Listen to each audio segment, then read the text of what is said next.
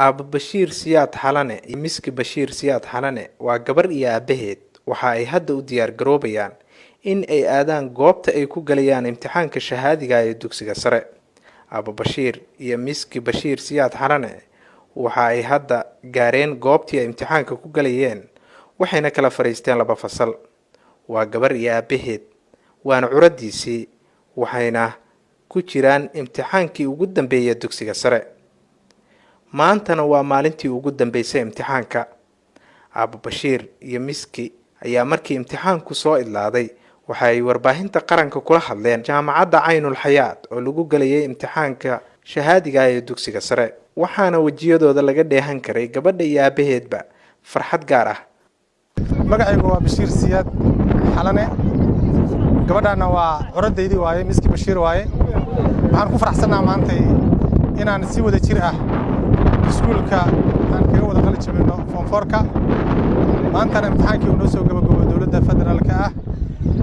waxaan kaloo ku faraxsanahay manhajkii koowaad inaan ku bilownay isagana aan ku qalin jabino ardadii ku bilowday qalin jabinay aan ka noqon. dareenkayga aad iyo aad aan u faraxsanahay maadaama aan aniga curadeydii aan isla qalin jabinay. aad iyo aad aan u faraxsanahay dareenkayga aad u weyn yahay shucuurtayda. insha Allah waalidka kale tan waxaan insha Allah kula balamayaa oo aniga kale taa in ilmahooda wax la bartaan sidoo kale tan ay ula qalin jabiyaan. bacdeen curadeydii waa iyada iskuulka waxaan ka baxay aniga adalti ayadana waxay ka baxday almaamuun. markii sidaas ayaan u wada qalin jabinay Aynul Hayaat maanta ku soo dhamaatay inaan ku qalin jabino. aad baan faraxsanahay maanta. milaa magacay waa Miski Bashir Siyaad oo maanta ka baxayso iskuulka almaamuun oo imtixaankii form 4 ugu soo dhamaaday maanta jaamacadda Aynul Hayaat taariikhdu ku beegantahay 6 Juun.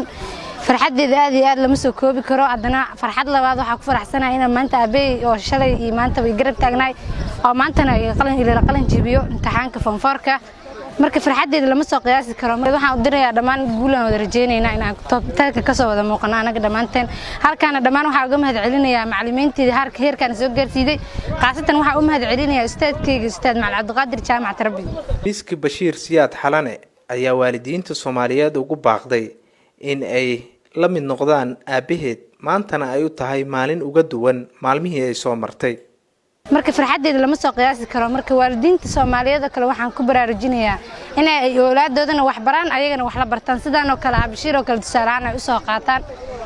maantana uu qalin jabiyay iskuulka aabe anoo ka dhameeyay form 4.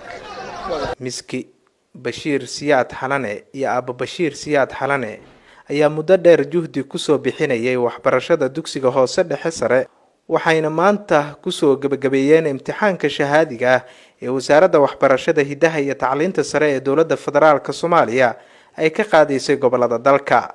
Bashiir Cabdi Xiirey, warbaahinta qaranka, Gurceel.